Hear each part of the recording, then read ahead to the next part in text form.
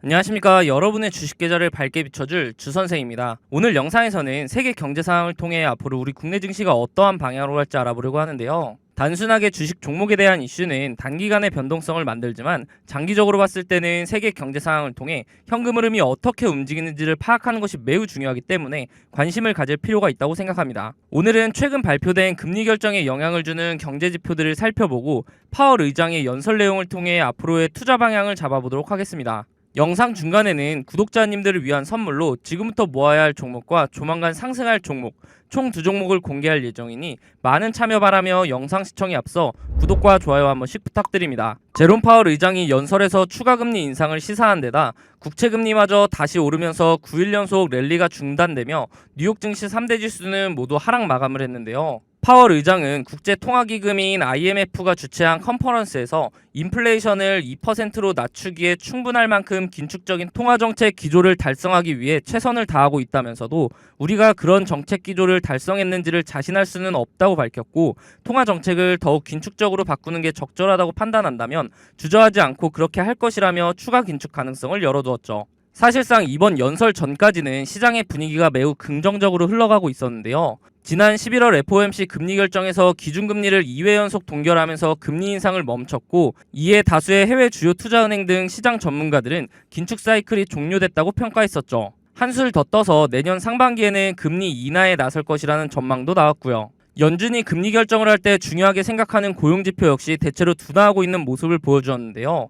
지난 9일 발표된 신규 실업수당 청구 건수 결과를 살펴보면 21만 7천 건으로 예측치를 상회했고, 지속적인 증가세를 보이며 고용시장이 점진적으로 둔화하고 있음을 시사했죠. 거기에 일주일 이상 연속 실업수당을 청구한 사람은 183만 4천 명으로 집계되면서 7주 연속 증가했는데요. 이는 구직 의사가 있어도 빠르게 직업을 구하지 못한 사람들이 늘면서 과열됐던 미국 노동시장이 둔화 조짐을 보이고 있다는 것을 보여주었죠. 이렇듯 금리 결정에 영향을 주는 경제 지표들의 결과가 긍정적으로 나왔음에도 불구하고 최근 연준 인사들이 12월 금리 결정에 대해 엇갈린 주장을 펼쳤는데요. 크리스토퍼 월러 연준 이사는 연율 4.9%에 달하는 3분기 경제 성장률이 폭발적인 성과라면서 향후 정책을 검토할 때 면밀하게 주시할 필요가 있다고 한 반면, 미셸 보우만 연준 이사는 국내 총생산인 GDP 수치를 경제가 여전히 견조하다는 것뿐만 아니라 추가 금리 인상이 필요할 수 있다는 증거로 봤다는 입장이었죠. 이렇게 입장이 갈리자 지난 8일에 있었던 파월 의장의 연설이 매우 중요하게 여겨졌었는데요. 아쉽게도 기대하던 통화정책에 대한 언급은 없었고, 이에 시장은 혼란스러워하며 주가는 방향성을 보여주지 못하고 갈팡질팡하는 모습을 보여주었습니다. 하지만 지난 10일 연설에서는 최근 인플레이션이 둔화세를 나타내고 있는 것을 긍정적으로 평가하지만 물가 상승률을 목표치인 2%로 끌어내리기 위해서는 추가 긴축이 필요할 수 있다고 밝히면서 매파적 발언을 한 거죠. 연준이 선호하는 인플레이션 지표인 근원 개인소비 지출 물가지수가 9월에 전년 동월 대비 3.7% 상승했었는데, 지난해 6월의 9%대와 비교해보면 크게 감소한 것은 맞지만 연준의 목표치가 2%임을 고려해봤을 때는 아직 2배 가까이 되는 수치이기 때문에 매파적 입장을 드러낸 것으로 보입니다. 이에 12월 FOMC 금리 결정에 대해 페드워치 기준으로 집계된 내용을 보면 어제보다는 금리 동결의 확률이 떨어지기는 했으나 여전히 압도적으로 높은 모습인데요. 개인적으로는 더 이상 금리 인상을 단행할 것 같지는 않지만 내년 금리 인하 전망으로 지나치게 들떠있는 투자자들에게 경고하면서 인플레이션이 원하는 수치로 떨어질 때까지 긴장감을 유지시키기 위해 매파적 입장을 고수할 것으로 생각이 됩니다. 연준의 경우 기준금리를 결정할 때 철저하게 데이터를 바탕으로 하기 때문에 섣불리 결과를 단정짓기보다는 금리 결정에 영향을 주는 경제지표들의 결과에 지속적인 관심을 갖는다면 투자를 함에 있어서 큰 도움이 될 것으로 보입니다. 종목 설명에 앞서 영상 초반에 말씀드린 구독자님들을 위한 선물 하나 드리려고 하는데요. 주식하시면서 차트를 좋아하시는 분이라면 프랙탈 구조라고 들어보셨을 겁니다. 그 구조가 비슷한 형태로 되풀이되는 패턴을 말하는데요. 쉽게 말해서 패턴의 반복이라고 볼 수 있죠.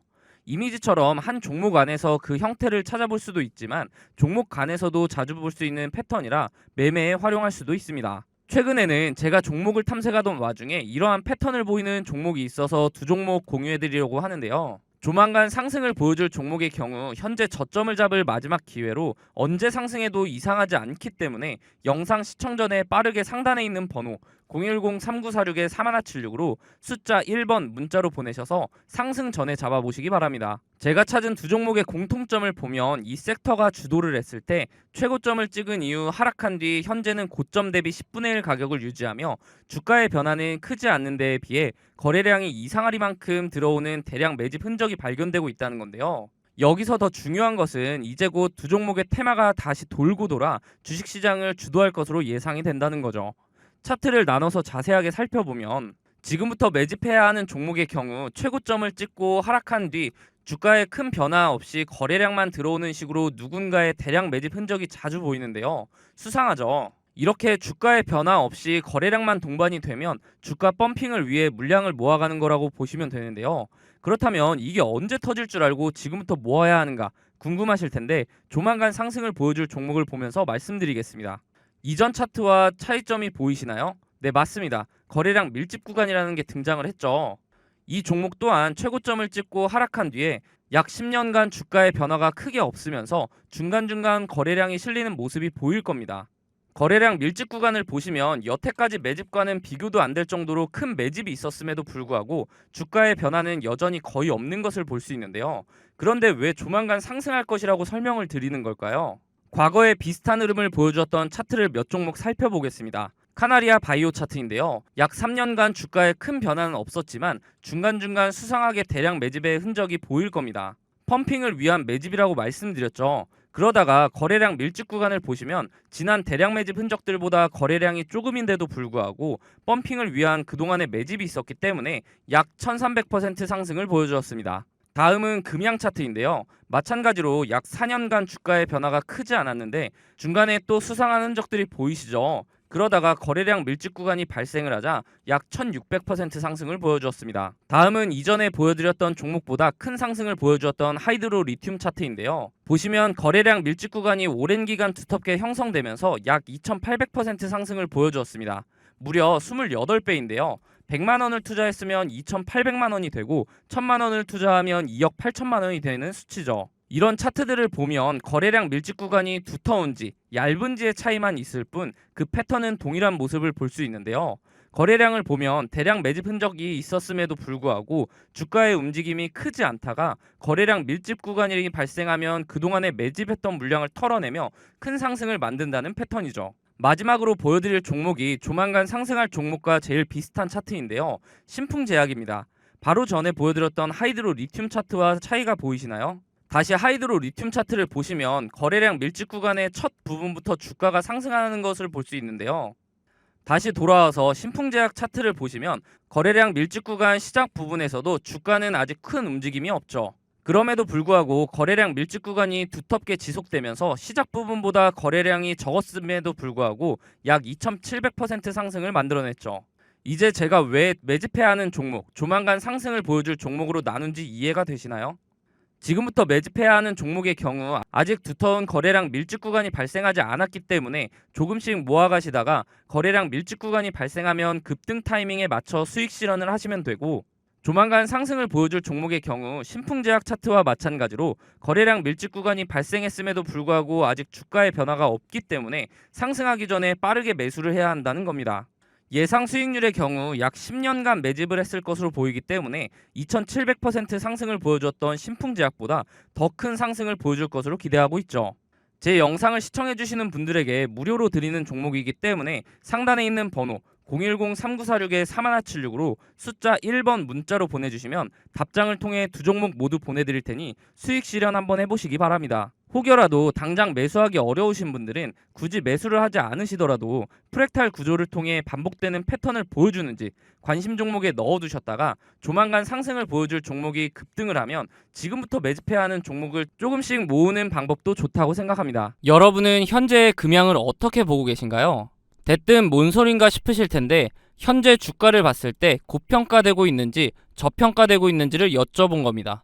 최근 제가 무료로 운영하고 있는 카톡방에서 금양에 대한 평가를 설문으로 진행해봤는데 대다수가 현재 주가는 고평가라는 의견을 내놓았습니다. 지금부터 설명드릴 금양에 대한 내용과 부합하는 제 개인적인 의견을 먼저 말씀드려보자면, 금양 주주님들께서는 실망하실 수 있겠지만 현재는 저 또한 고평가됐다고 생각합니다. 현재는요. 아무리 주식이 기대감으로 좌지우지되는 시장이라고 해도 현재 주가는 너무 기대감만으로 형성된 주가라고 생각이 들기 때문입니다. 그 이유를 보면 금양하면 떠오르는 것이 기본적으로 2차전지 관련주, 콩고 리튬 광산 투자, 국내 기업으로는 세 번째로 2차전지 2170 원통형 배터리 개발, 부산의 2차전지 생산기지, 즉 공장을 설립하는 것으로 알려져 있죠. 하지만 이 모든 것들이 아직은 제대로 갖춰진 것도 없으며 구체화된 내용 또한 없습니다. 금양은 발포제 부문 세계 1위 기업이기 때문에 영업이익을 보더라도 2차전지 관련 수익은 아직 없으며 모두 발포제로 인한 수익인 것을 확인할 수 있습니다. 앞서 말씀드렸듯이 기대감이라기엔 2차전지 붐으로 인해서 주가가 너무 급하게 선반영이 됐다고 생각하는 이유 중